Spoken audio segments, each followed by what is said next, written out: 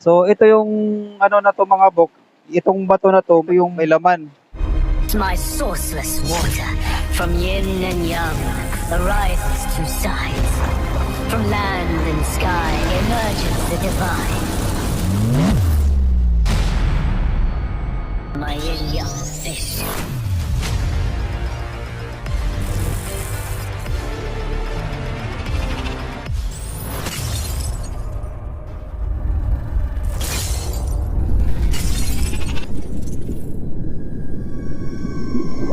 So ito yung mga marka mga bok. Yan. Yung hole na yan mga bok. Ayan. Nakaharap yan dito mga bok. Nakasi na may tunlok sa gitna. Lumalabas na double hole yan mga bok. Yan. Nakasi, parang C na may hole pa sa gitna. Pero palabas yan dito mga bok. Ayan o. Tapos ito pa isang indicator mga bok. Yan. Yung linya na yan mga bok. Ayan o. Papunta dito. Na may item din mga bok sa baba. Ito o. Yan mga bok. One item no. So below. Ito yon mga bok center. Ayan mga bok yo. Yan. Code 5 or center. So yung bato na yan mga bok, ayan, pyramid. Tapos ito may arrow. Arrow yan mga bok na nakaturo sa gilid ng pyramid.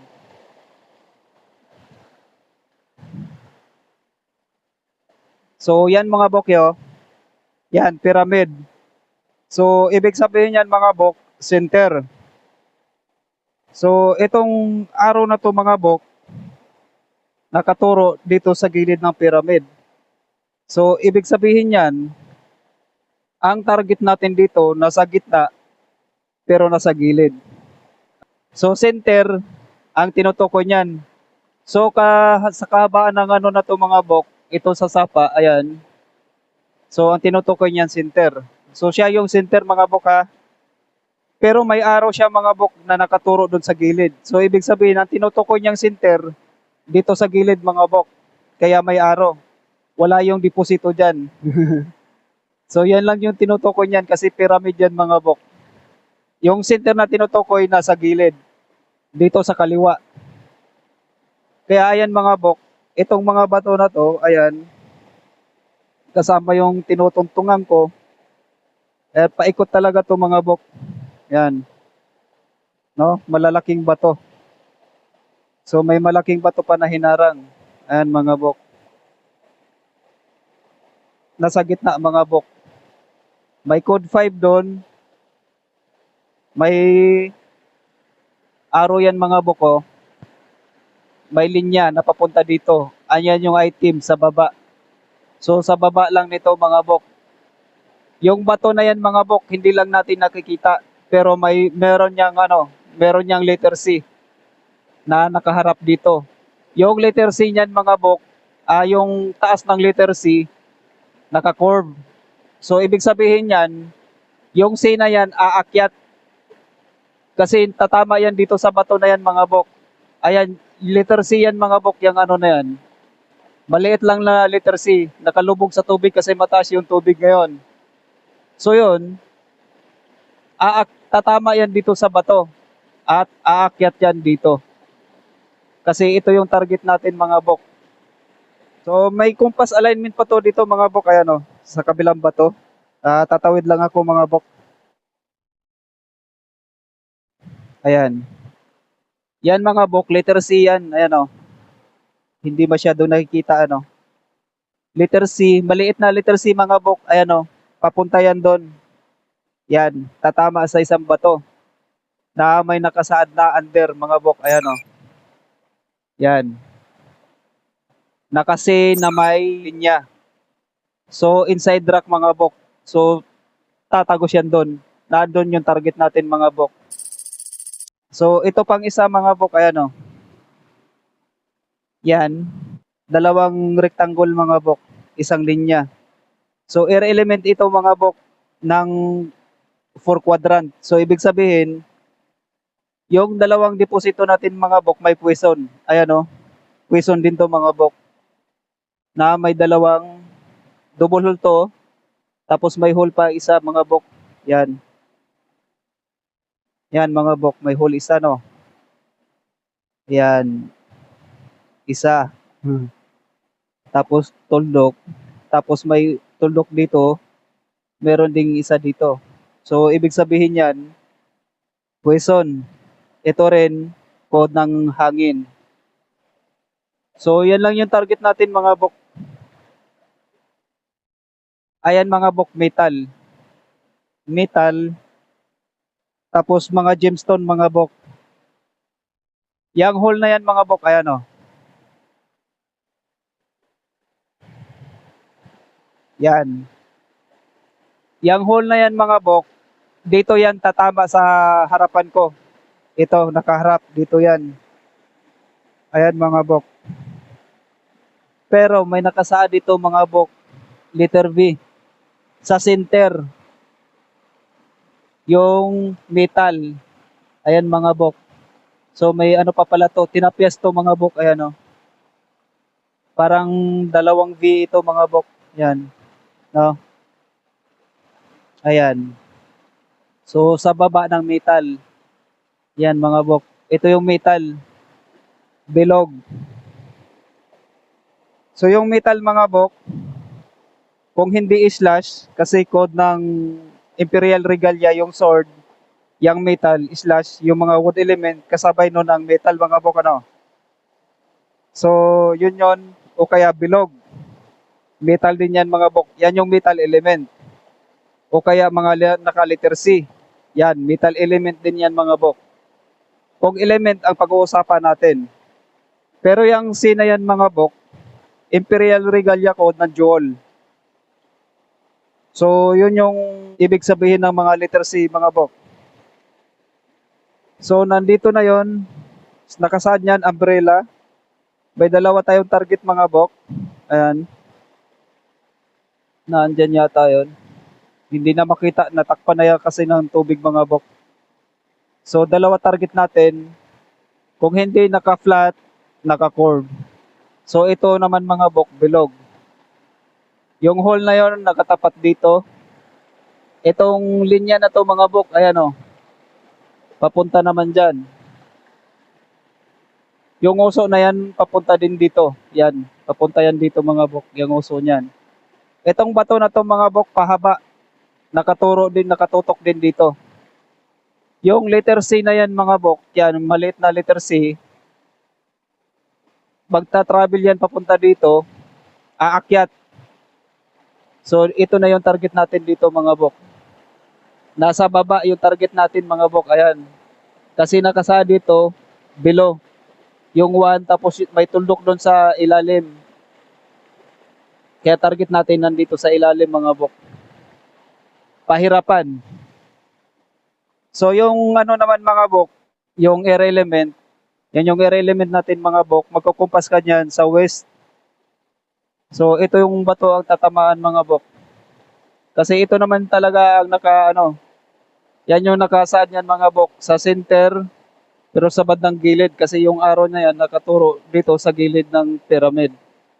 Center pero sa gilid. So ito yung mga bato na yan mga bok, talagang pinaikutan ito. Yan. Yan yung mga bato, nakapaikot sa kanya no. Hinarangan nito mga bok, dinaganan, tapos hinarangan dito. So ito naman mga bok, ayan, nakaharang din. So hindi basta-bastang maaanod to mga bok kahit gaano man kalakas yung baha. Kasi maraming nakaharang yan mga bok yo. Yan. Kung papansinin natin to mga bok, parang dalawang letter C din to. Yan yung malaking letter C. Yung pagkakaayos ng mga bato ha. Yan. Tapos ito naman yung maliit mga bok. Yan. Paganyan. So lumalabas na parang ganito mga bok, C. Tapos maliit na C. So yon, passage mga bok. Madaanan, nadadaanan, o dinadaanan. So yun, nadadaanan ng tubig mga bok. Pinakagitna din siya. center of attraction nito mga bok. Yung hole nito, nakatapat sa akin, ayan mga bok, center sa baba ng metal. Yan, metal kasi nalalagyan ng tubig yan mga bok. Ayan, nalalagyan ng tubig yan, kaya metal. Element mga bok ha, metal element. So, kaya metal yan.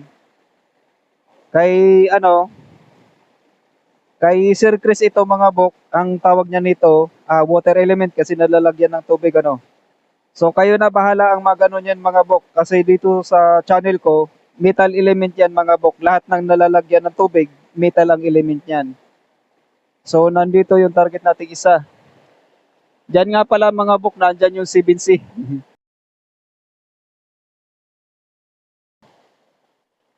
So may target pa tayo doon isa mga bok. So ipopost ko muna mga bok.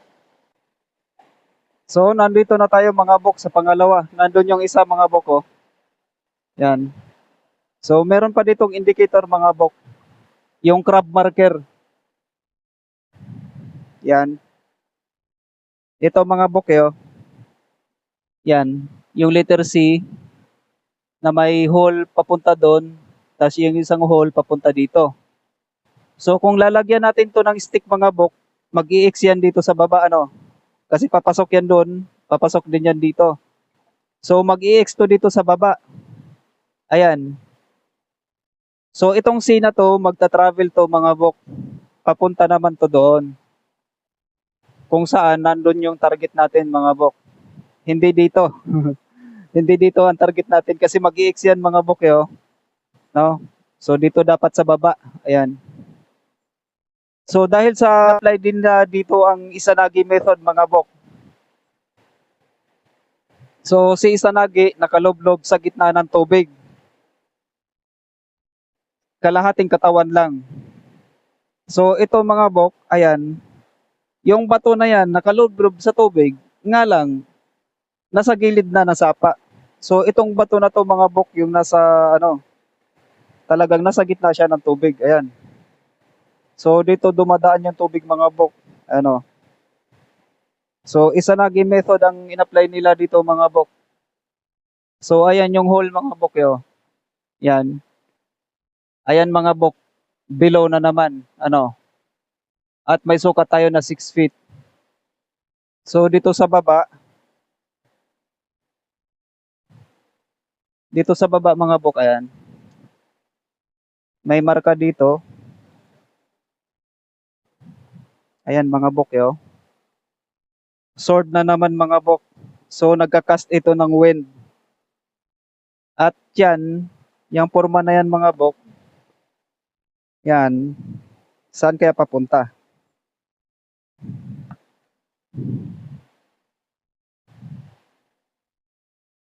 So papunta siya dito mga bok. Paliko. So ayan mga bok yo. Yan. So yung uso niya, yan, paliko doon. Dito sa bato na to. Parang crocodile head yata to mga bok, ano. Yan, sword marker yan mga bok. Young metal. So, Imperial Regalia Code ito mga bok. Ibig sabihin, mga barita ito mga bok. May kasabay na barita ito, yan. No. So, mula dito, 10 feet mga bok. Direksyon natin, no. So, 10 feet tayo mga bok papunta doon. Diyan sa bato na yan. 10 feet lang ang nakasaad. So, itong scene na to, magta-travel yan mga bok. Ayan, papunta yun doon sa baba. Crab marker yan mga bok, ayan o. So, may target din yan sa gilid kasi wala namang crab na tatakbo pa ganun mga bok, ano. So, ang target niyan dito. Pero yung scene na yan, ang tatakbo papunta doon mga bok. Yan, doon sa target natin. Kasi, mag-i-X to dito. So, dapat hukayin natin yan. Pero itong ano na to mga bok, in-applyan nila ito ng Izanagi method. So, kaya itong spot na to walang laman. Ang target natin nandun sa kanan at sa in front mga bok. Yan. So, meron pa palang letter C dyan mga bok, oh. Ayan. So, papunta na naman doon mga bok. Sa isang bato. Yan. So, yung Izanagi method na in-apply nila dito mga bok, dalawang concept ang in-apply nila dito. Yung reflection, tsaka yung lumublob siya sa tubig. Kaya itong ano na to, ito yung target natin, nandun sa kabila mga bok.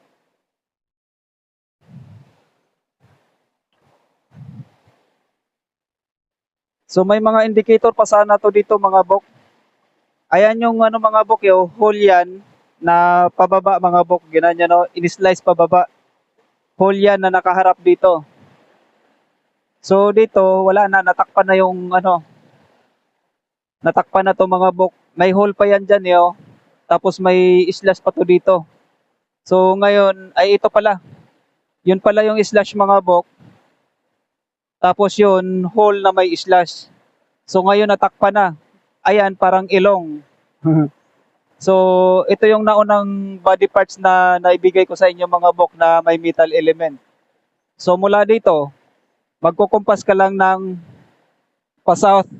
Gawa ng Izanagi method dito mga bok. So, dapat pag sa normal na compass, orientation na ang gagamitin natin, pa-north dapat. Kasi metal ito mga bok, lumang trigrams ang ginamit nila dito.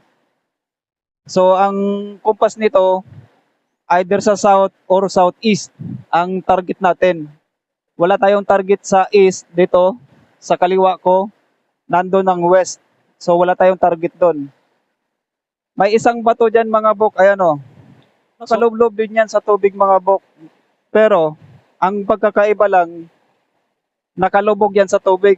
Ito lang yung nakalitaw na nakalublob sa gitna ng tubig. So sa gitna din na niya ng tubig mga bok. Kasi yung linya niyan mga bok na may hole, yan yung tatamaan yung bato na yan. Pero since itong method na to mga bok, ang in-apply nila ang Izanagi method, ibig sabihin, ang target nating bato, nasa gitna ng tubig. Ayan mga bok, talagang literal, nasa gitna ng tubig mga bok. At malaking bato, nakalubog sa tubig pero nakalitaw. Nakalubog sa tubig pero nakalubog. So, yan yun mga bok. At yung ano nga pala niyan mga bok, ayan o. Dalawang pointer yan mga bok, ayan. Na magkapatong, pinatong dito sa isang bato. Naka-V yan mga bok. Mahirap na kasi puntahan eh. Nakapatong yan, nakapatong din yan. Tapos parang may hole yan mga bok, ano. So, ang tatamaan nun mga bok, ayun. Yung pagong. Pagong ang tinawag ko nung nakaraan kasi hindi, nakalimutan ko mga bok. So, ang tatamaan kong ng dalawang pointer na yan mga bok, ayun si pagong yan o. Yan. So, ipopost ko muna to mga bok. Ayan. So, nandito na ako mga bok. Ayan o, itong triangle natin mga bok. So, kinumpasan ko na to ng mga bok. Wala tayong target doon. So, wala tayong target dito. Yung target natin mga bok nandun. Ayan mga bok. So, west ito mga bok, nasa east yun.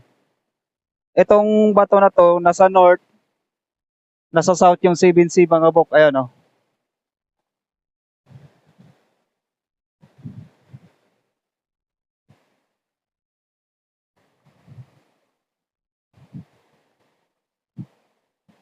Ayan mga bok, yung letter C.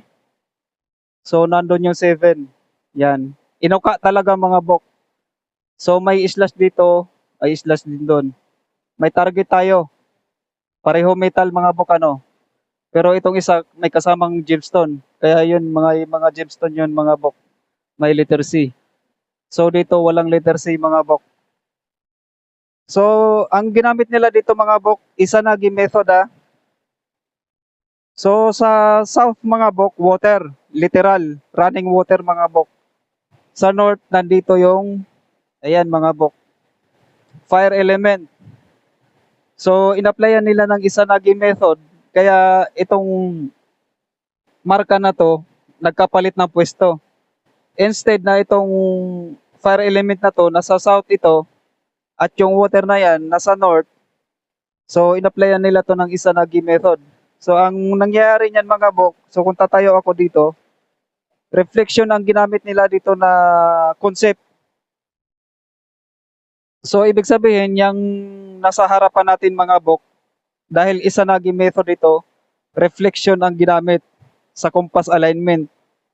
Nakaharap tayo sa malaking salamin. So, ibig sabihin yan, reflection lang yung nakikita natin dyan. Yang water element na yan mga bok, nasa likuran ko. Reflection lang kasi yan mga bok yung nakikita natin. At dito naman mga bok, lumang trigrams ang ginamit nila. So dapat itong fire element na itong mga bok, nasa east ito. Ito yung sa lumang trigrams. Yung water element na yan mga bok, dapat yan sa west. So kung mapapansin natin mga bok, nasa east ang water, nandito yung fire. Ito yung lumang trigrams mga bok, Izanagi method. Kaya yung in-apply natin dyan mga bok, Izanagi method din. Kasi ito yung ginamit nila dito sa area na to, sa compass alignment. So yun, lagi nating tandaan mga bok na pag Izanagi method, yung nakikita natin yan sa harapan, reflection lang yan. Yung totoong tubig niyan mga bok, nasa likuran ko pa din, nasa west. Kasi yung tubig niya yan, dapat nasa west yan. So parang ganito. Ito yung salamin mga bok, yan. Salamin niya, no? So kung tatayo ka dito mga bok, yan, tatalikod ka sa salamin, yung reflection mo mga bok nakatalikod din sa'yo. Wala naman sigurong reflection mga bok na pag nakatalikod ka sa salamin, yung reflection mo nakaharap sa'yo. So parehas kayo nagkatalikuran mga bok, ano? So kung magkukumpas tayong pa south, yung reflection natin mga bok papuntang north.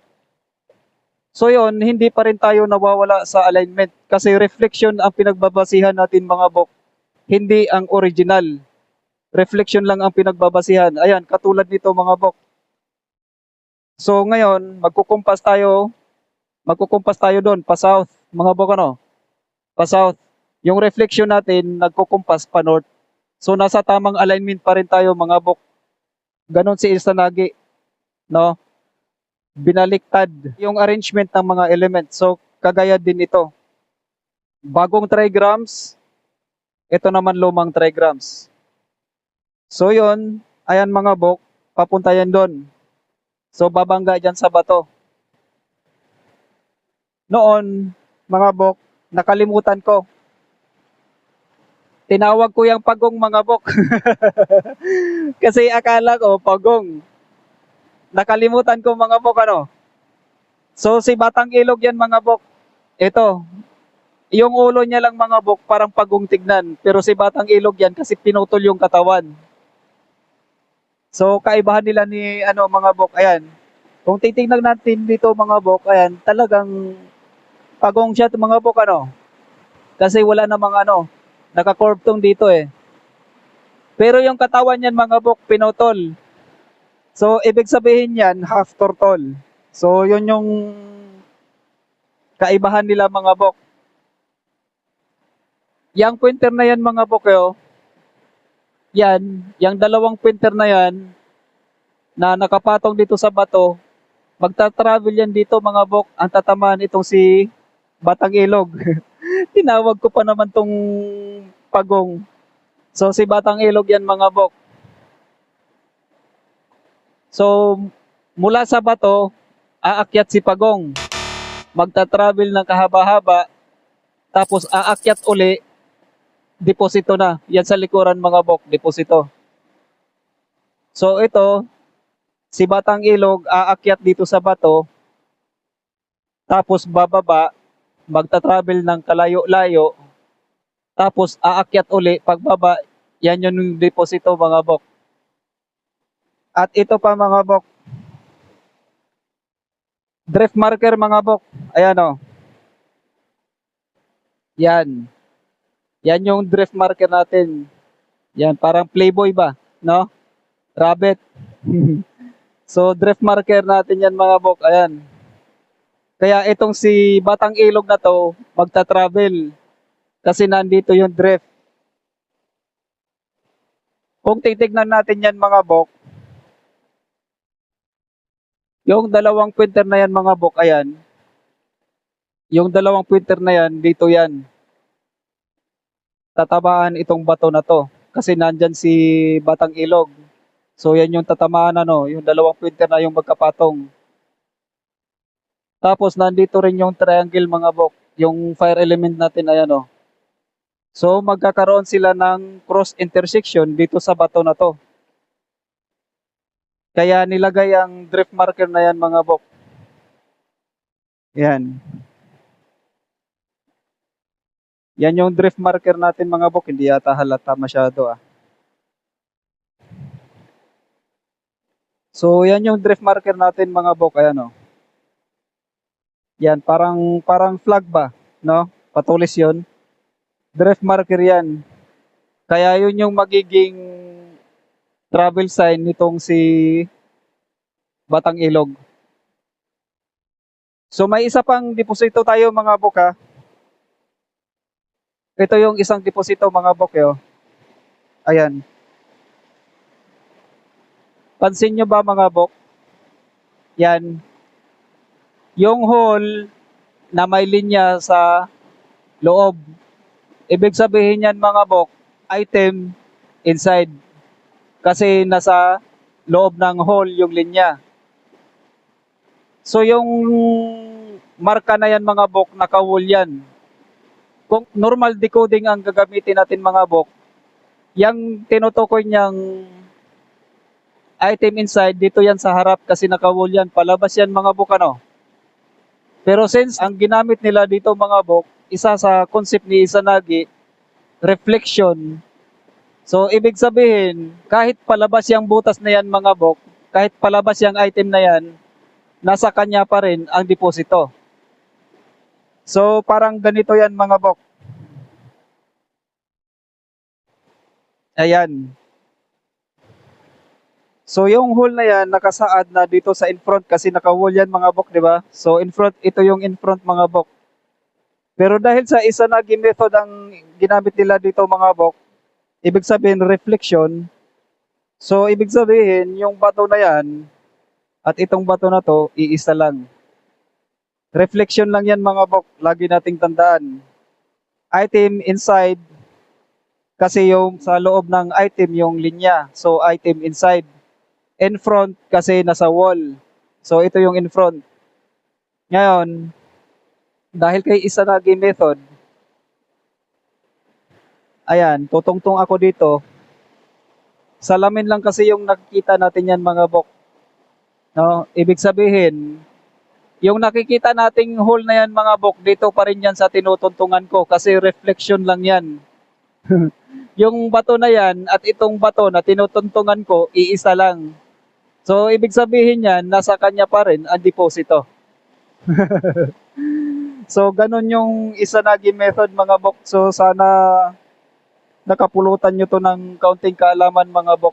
So, gumamit sila dito ng luma at bagong trigrams. So, sa lumang trigrams, tubig, tapos fire element. So, nasa west ang fire, Izanagi method. Sa bagong trigrams man mga bok, ito sa north, nandun sa south, yung water. So, Izanagi method, magkabaliktad. Bagong trigrams yan, mga bok. Nandun yung 7C, mga bok, ayan o.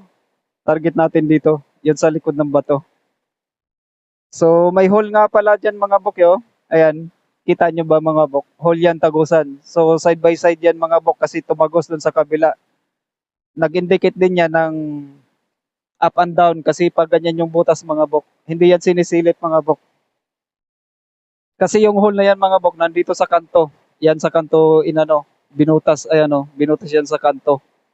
Ito yung pyramid. So, side by side lang yan mga bok. Ibig sabihin magkatabi. So, yung placement ng items mga bok, taas at baba, kasi pagkanyan yan. So, indicator lang yan ng dalawang item. Nandun yung isa sa gitna. So, sa gitna din mga bok, ng tubig. So, nandun yung fire element. Sana may natutunan kayo sa episode natin ito mga bok.